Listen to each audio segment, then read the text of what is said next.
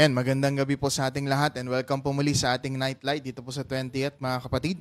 And sa gabi po na to, panibagong pag-aaral po ang ating pong mapapakinggan, mapag-aaralan, and sana po ay naka-ready po tayo ngayon sa mga naka-join po sa ating live stream po ngayon. And syempre, bago tayo mag-start ay syempre mag-share muna tayo ng ating live stream. Mention po natin yung mga kamag-anak, kakilala, pamilya po natin para po makasama natin sila sa Nightlight po natin ngayong gabi po na to. Kamusta po tayo mga kapatid? Friday again. Bilis ng araw, pero alam po natin na marami na naman po tayong matututunan. Isang linggo na naman ang dumaan. At alam ko na ingatan tayo ng Panginoon kung kayo man po ay pauwi. May pupuntahan man po kayo man po ay galing sa trabaho, galing sa eskwelahan, ay maganda, mapaglaanan po natin. Hindi nyo man po ito masimulan. Pwede po natin itong ma-replay mamaya pagkatapos po nating i-play yung ating live stream and then yung ating po YouTube din. Pwede rin po natin doon po ma-play po ito. Kaya I encourage everyone na sa gabi po na ito ay makapanood, makapag-notes tayo, makapag-highlight tayo ng ating Bible and kamustahan po tayo.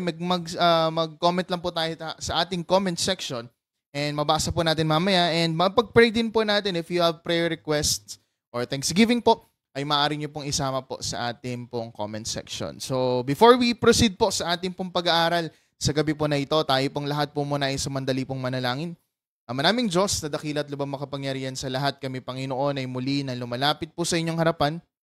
Nagpupuri, nagpapasalamat Panginoon sa pagkakataon na kami muli ay makapag-aral na inyong mga banal na salita. Lord, we ask Panginoon na pagpalain mo ang Nightlight po na ito. Maging daluyan ng inyong mga salita, maging daluyan ng inyong mga pagpapala sa bawat po sa amin para po mas maunawaan at maintindihan namin ang inyong mga banal na salita. At Panginoong Diyos, huwag niyo po sanang hayaan na ang gawa ng kalaban na makasira, makagulo sa aming pag-aaral ngayong gabi po na ito. Tanggalin niyo po yung mga distraction sa aming pong pag-aaral. Tuman po ay sa anumang pong mga bagay, alam namin Panginoon na magkakaroon kami ng focus sa inyong mga salita sa pagkakataon pong ito. Panginoon, umaasa rin po kami na matatapos po ang Nightlight po na ito nang marami po kami matututunan at ma-apply sa amin pong buhay. Panginoon, maraming salamat po. Kayo po sana pong bahala sa amin. Ito po aming samod dalangin sa pangalan ni Jesus. Amen. Yan. Praise God po. Last sa Friday po ay nakapag-aral tayo muli ng salita ng Panginoon. And this time, I encourage everyone na makapag-notes tayo kasi paganda na ng paganda po yung ating pong pag-aaralan. And yung ating pong pag-uusapan po sa oras po na ito, siguro po nakita niyo na po sa title ng live stream po natin yan. Sabi po rito ay generosity and jealousy. Okay? So, pag po naririnig natin yung generosity, ito po ay alam na po natin ito. Pamilyar na tayo dyan. Jealousy, alam din po natin yan. Pero ano yung koneksyon nitong dalawang ito sa ating pong pag-uusapan sa gabi po na ito? Ang ating passage po ay mula po sa Matthew chapter 20 verses 1 to 16. So meron kayong mga Bible app. I encourage you na basahin po natin kasi yung babasahin po natin ngayon it will be the English version pero mamaya po pwede tayong makapagbasa ng ating mga Tagalog version para po mas maintindihan po natin ang ating pag-aaral sa gabi po na to. And bago natin makita yung pinaka-context po nito pong ating pag-aaralan, ay basahin po muna natin yung lahat ng verses. Ano po? Para po mas maunawaan natin, ano po ba ang sinasabi ng Panginoon sa turo na kanya pong binanggit dito po sa Matthew chapter 20. Basahin po natin. Sabi po sa Matthew chapter 20 verses 1 hanggang sa sumusunod, "For the kingdom of heaven is like a landowner who went out early in the morning to hire workers for his vineyard. He agreed to pay them a denarius for the day and sent them into his vineyard." Verse 3 and 4, "About 9 in the morning, he went out and saw others standing in the marketplace, doing nothing. He told them, 'You also go and work in my vineyard, and I will pay you whatever is right.' So they went. He went out again and about noon and about 3 in the afternoon and did the same thing. About 5 in the afternoon, he went out and found still others standing around. He asked them, 'Why have you been standing here all day long doing nothing?' 'Because no one has hired us,' they answered. He said to them, 'You also go and work in my vineyard.'" Verse 8, "When evening came, the owner of the vineyard said to his foreman, 'Call the workers and pay them their wages, beginning with the last ones hired and going on to the first.'" Verse 9 and 10, "The workers who were hired about 5 in the afternoon came and each received a denarius. So when those came who were hired first, they expected to receive more, but each of them also received a denarius. When they received it, they began to grumble against the landowner.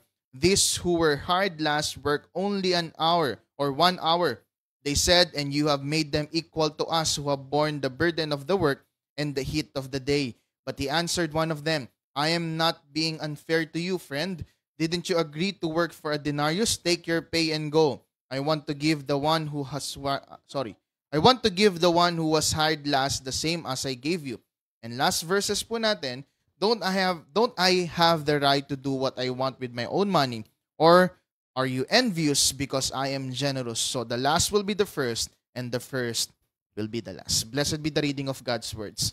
Tingnan niyo po ito mga kapatid. This is a teaching of Jesus Christ. Makikita natin, to summarize the story, merong landowner, ito yung parang employer sa trabaho po natin ngayon. Nakita siya ng mga tao na walang trabaho. Tinanong niya kung bibigyan sila ng denarius. Mga kapatid, ang denarius po sa generation or sa culture or sa panahon po nila, ito po ay katumbas ng isang day of work. So, 1 denarius per a day of work. So, yun po yung parang pinaka-pattern. So, yung parang minimum wage or standard wage dun po sa pagkakataon pong ito. Ngayon, lahat sila nag-agree. Yung mga tinawag ng umaga, tinawag ng lunch, tinawag ng afternoon, lahat sila, they all agree to work for this landowner at mabigyan sila ng isang denaryo o ng isa pong sahod nila sa pagkakataon pong ito. But nung nakita nila na hindi lang sila yung nauna, meron pang tinawag ng half day, may tinawag ng mga 1 hour na lang nagtrabaho, and then nagreklamo sila nung sila po ay binigyan ng landowner ng isang denaryo, lahat sila pantay-pantay. They were expecting na yung pinakamatagal na nagtrabaho, they will receive more. And then yung mga tao na late nagtrabaho, late nag-start, they will receive less dun sa kanila pong mga tinanggap. And dito po papasok yung dalawang pag-uusapan po natin ngayon. Yung tinatawag nating generosity and pagdating po sa tinatawag nating jealousy. Let's focus first dun sa tinatawag nating man's jealousy. So yung selos, inggit ng isang tao. Ano po bang nangyayari po sa atin? Dun sa story na binasa po natin, we can parang kitang-kita na po natin kung ano po yung nangyari doon sa pagkakataon pong ito. Sabi dyan sa next slide po natin, jealousy is caused by selfishness and pride. We tend to compare with others. Yan.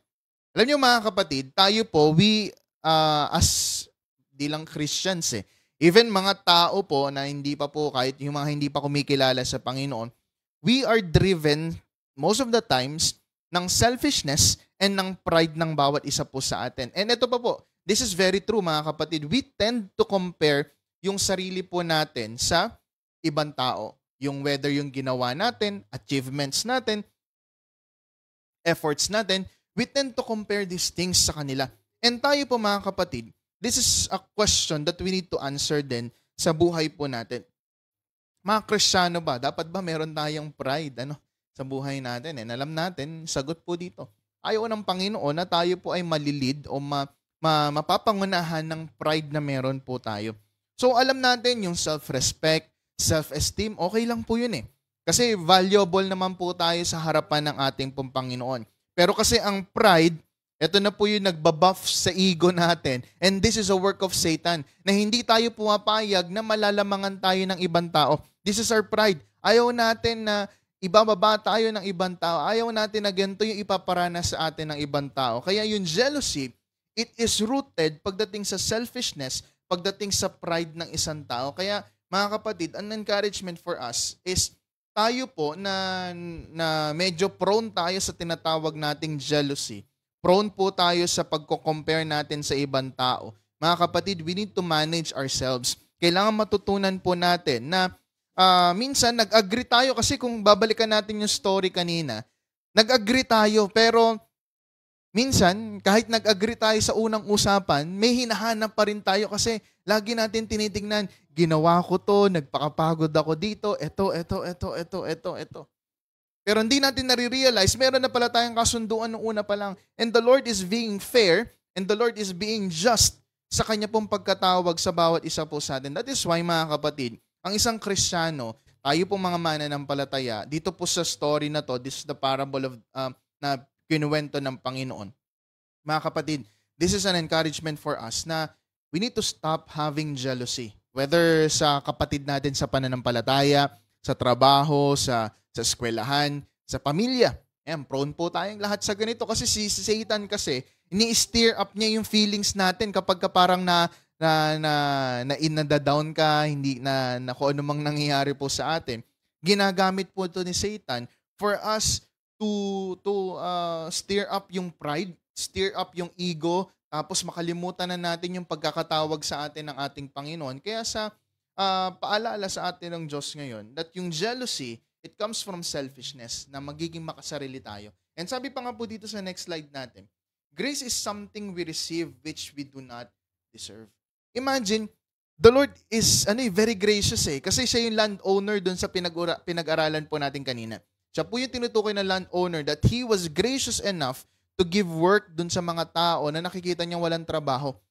Okay po? And this grace na ipinagkaloob sa atin ng Diyos, hindi natin deserve, pero pinagkaloob sa atin ng ating Panginoon.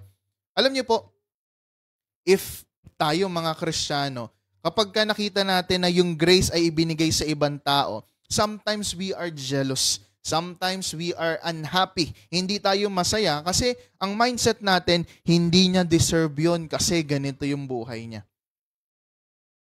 Alam niyo po yun na parang binigyan siya ng chance ng Panginoon, binigyan siya ng chance ng someone na parang sa tingin natin hindi niya deserve. Minsan nare-realize natin na dapat hindi niya natanggapin, hindi ako masaya para sa kanya. Parang ayoko ng ganon. Parang ayoko. Ito mga kapatid, ang grace, pinagkaloob yan sa atin ng Diyos for us not to be jealous. Kasi may mga plano si Lord Pwedeng nauna ka, pero same lang yung matatanggap natin. Imagine this, di ba?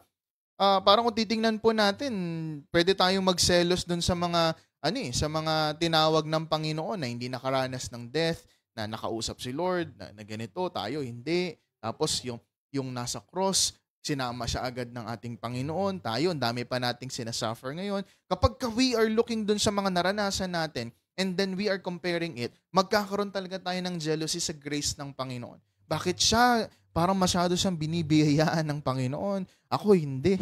Mga kapatid, kailangan mas maging understanding and mas malawak po tayo because the grace na ipinagkaloob sa atin ng Diyos, we are not deserving. Ikaw man yung unang nakareceive nito, pangalawa, pangatlo, it doesn't mean na mas lamang ka sa ibang tao. Kasi po ang biyaya ng Diyos, ibinigay yan para sa lahat. Kasi lahat tayo, we receive this pure grace ng ating pong Panginoon because the Lord is very generous sa bawat isa po sa atin. So we need to have contentment to overcome jealousy sa buhay po natin. Kung tayo nagkakaroon ng jealousy, we need to be reminded, sabi dyan sa next slide natin, 2 point lang to mga kapatid. Una, man's jealousy. Pangalawa, yung tinatawag nating God's generosity. So sabi po rito mga kapatid, si Lord, He was very generous. Naniniwala po ba kayo dito mga kapatid? Na ang Diyos po natin mapagbigay, hindi madamot.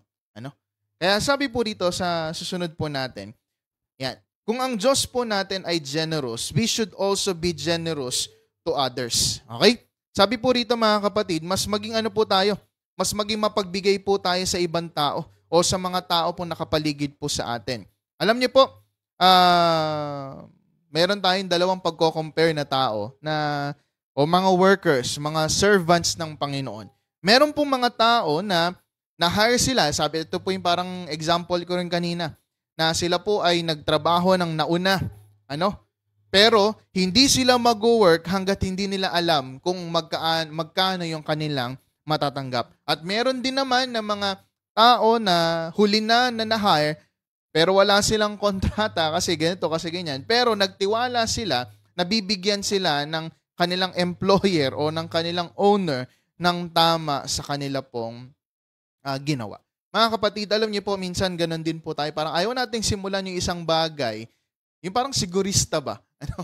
Minsan ganun din tayo bilang isang Kristiyano eh. Parang gusto nating mag-make sure na, Lord, kapag ginawa ko to, talaga bang generous enough ka para gawin mo to sa buhay ko? Nagiging ganun po tayo madalas mga kapatid. Kaya sa atin po, we need to be reminded, the Lord is generous. So kung ang Diyos ay generous, tayo rin maging generous. We need to be giving, parang a person na laging nagbibigay. Nakakapangunawa sa pagbibigay ng ating pong Panginoon. Do not just work kasi meron kang hinihintay na mga bagay para sa Panginoon. Actually, yung work na binabanggit ko rito when it comes sa service na po pwede nating ipagkaloob sa Panginoon. Huwag tayo maghanap palagi na, Lord, nasa na yung ibibigay mo sa akin, Lord? Ganito, Lord, ganyan. Mga kapatid, deserve ng Diyos yung pong paglilingkod na meron po tayo. Kasi He was very generous na iligtas tayo dun sa kapahamakan na dapat po nating mapupuntahan.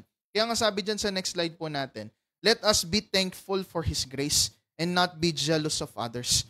Tingnan po natin na mas maging mapagpasalamat tayo. Kasi hindi tayo deserving Hindi tayo karapat-dapat sa biyaya, sa kalooban ng Diyos, at hindi tayo dapat maging seloso, hindi tayo dapat mainggit sa meron yung ibang tao na na-receive nila galing sa ating Panginoon. Mga kapatid, we are prone to be jealous because of selfishness and pride. And this is the work of Satan sa buhay po natin. But the thing is, the Lord is generous para po ma-overcome natin yung mga bagay na ito. Whether you came in first, sabi nga po doon ito po yung laging binabanggit ng marami po sa atin, di ba? Sabi diyan, the last will be the first and the first will be last. Ibig sabihin yung sa Tagalog, yung mga nahuli, sila yung nauna. Tsaka yung nauna, sila yung mga nahuhuli. So ibig sabihin po, merong pong patas yung ating pong Panginoon kasi He is showing humility, He is showing fairness sa lahat po ng tao and sa atin, mga kapatid. The Lord is generous, kaya tayo rin po kailangan nating maging generous sa harapan ng ating pong Panginoon. Kaya napakaganda pong paalala sa atin ito pong parable na pinag-usapan po natin, na maging paalala na sana sa panahon ngayon na mga Kristiyano, wala po sanang mainggitin, wala po sanang Kristiyanong seloso sa mga nare-receive ng ibang tao, we need to be happy for them. Especially kung yan ay biyaya ng Panginoon, kaloob ng Diyos, maging masaya tayo para sa kanila. And let's praise God sa nangyayari sa buhay po nila. Because the Lord is generous sa buhay nila and the Lord is generous din sa buhay po natin. Kanya-kanyang panahon, kanya-kanyang kaloob ng ating pong Panginoon. We just need to appreciate and be thankful. Maging grateful tayo to whatever we have sa buhay po natin. Kaya mga kapatid, sana po naintindihan natin yung pag-aaral po natin sa gabi po na ito. If you have questions, sharings, pwede nyo po i-comment sa ating comment section. Kung hindi po natin mabasa, okay lang po yan kasi po yan po ay mababasa ng mga kapatid po natin sa pananampalataya. They can include it sa kanila po mga personal prayers. So to proceed po sa ating pong mga balita, mga kapatid, ay ilan lamang po itong mga balita po natin. Bukas po, see you po sa ating pong prayer breakfast. Sana po ay magising tayo ng maga. Pwede na tayong dumiretso dito po sa bahay-sambahan ng Panginoon around 6:30. Then 6:30 pupunta na po tayo sa mini golf course. And sa mga iba po nating kapatid na very able na makapunta na po sa mini golf course ay mas maganda po, doon na po tayo magkita. Again, pinapaalala po namin ang ating pong venue po doon, malapit po sa may CR. Ano po, doon sa mga may upuan po. Hindi po tayo malapit doon sa may dagat. Doon po tayo sa medyo malapit po sa sa kalsada. So sana po ay magkita-kita po tayo mga kapatid, 7 a.m. Start na po tayo ng ating prayer breakfast. And kung nais niyo po makapagdala ng inyong mga munting mga pagkain, or man pong pwede nating madala, pwede po para po makapag-sharing tayo while having our devotions sa ating pong Panginoon. Then, sa atin din pong mga CYF, sa ating mga youth, ay bukas na rin po ang anniversary ng youth. Sana po sa lahat ng mga kabataan na nanonood ngayon, magkaroon tayo ng time. Kung meron kayong project na gagawin, pwede nyo sigurong gawin ngayon o bukas ng umaga para bukas ng hapon, maka-join tayo sa ating anniversary. Sana po makasama namin kayo to celebrate the 72nd anniversary ng ating mga kabataan. 3 p.m. po ito. Punta na kayo sa church ng 3 p.m. and makapag-join tayo, makapag-fellowship tayo while getting to know yung ating Panginoon ng higit pa sa buhay po natin. Sunday service, magkita-kita rin po tayo, mga kapatid, and makapagdala tayo ng mga bisita po natin para makapag-reach out pa tayo ng maraming tao para po sa ating Panginoon. And meron pa po tayong balita, mga kapatid. Brother Gardy, meron pa balita sa Kalaklan? Wala pa naman. Wala pa. Sige po. So, yun lang po, mga kapatid. And sana po magkita-kita po tayo sa susunod po nating nightlight. And maipag-pray po natin yung mga kapatid natin. Happy birthday po sa may mga birthday. Hindi ko po kayo maisa-isa ngayon. Pero happy birthday po sa inyong lahat. And sama po natin sa prayer yung mga kapatid po natin na meron po mga karamdaman. Please always include sa prayer yung mga kapatid natin. Sister Marline, still nag-undergo sa mga therapies. Ganon din kay Sister Esther. Ganon din kay Brother Romel. Sa anak po ni Sister Ana Adriano. Sana po maisama pa rin po natin sila sa ating pong mga prayers. For continuous healing and pagpapala ng ating pong Panginoon. Sige po mga kapatid, iniimbitahan ko po tayong lahat na yumuko at manalangin po tayo sa ating pong Panginoon. Let us all pray. Lord God, na lubos na makapangyarihan sa lahat, Lord, salamat sa paalala niyo po sa amin sa gabi po na ito, na sana maiwasan namin, matigil namin, Lord God, yung jealousy sa buhay po namin. Lord, tulungan niyo po kami. Alam po namin na magiging mahirap po ito because of works ng kalaban, pero Lord God, alam po namin na mangyayari at malalampasan po namin yung bagay po na to, that we would appreciate your generosity sa buhay po namin, your grace, na hindi kami deserving, Lord God, pero Lord, patuloy niyo pong pinaparanas at pinaparamdam sa bawat isa po sa amin. Lord God, ang aming patuloy na panalangin sa mga kapatid po din namin na meron pong karamdaman, patuloy po na nagpapagaling kay Sister Marline, kay Sister Esther, kay Brother Romel, kay Sister Nilda, kay Sister Sofia, kay Sister Olive, kay Brother Romel, at sa iba pa po, Panginoong Diyos, na mga kapatid namin na meron pong karamdaman, kayo pong patuloy na mag-bless sa kanila, patuloy na magbigay ng kalakasan at pagpapala sa kanila. Ganon din po kay Sister Rowella, kay Sister Carmelita, Lord God, kayo pong manguna at magpala sa kanila. Alam po namin, Panginoon, na patuloy kayo magiging great healers sa kanila pong buhay, provide their needs, Lord God, financially, materially, in every aspect ng kanila pong buhay. Lord, maraming salamat po. Alam po namin na hindi mo pababayaan ang inyong mga lingkod po na ito. And naman po yung mga prayer request din po nila, Lord, nababatid niyo po ito. And let your will be done, Lord God, Sana makita po nila yung kagustuhan po ninyo sa kanila pong buhay. Lord, we pray sa mga gawain po namin bukas, sa prayer breakfast, bigyan niyo po kami ng maayos na panahon. Sa youth anniversary, magkaroon din po ng maayos na panahon. Ingat, Lord, pag-iingat na igagawad mo sa bawat isa para po makadalo at magawa namin ang aming gampanan bilang isang iglesia, Lord God. Lord, maraming maraming salamat po. Sana, Panginoon, patuloy niyong pagpalain ng bawat sa po sa amin at gabayan niyo po kami sa mga pauwi pa lamang po ngayon. Ingatan niyo po kami, Lord God. And Lord, we ask, Panginoon, na bigyan niyo po kami ng kapahingan sa gabi po na to para po bukas magising kami na maaga to glorify you, Lord God, sa aming pong buhay. Maraming maraming salamat to, Diyos. Pinabalik po namin to sa tanging pangalan ng aming Panginoong Yesus. Amen. See you po mga kapatid sa ating susunod na Nightlight.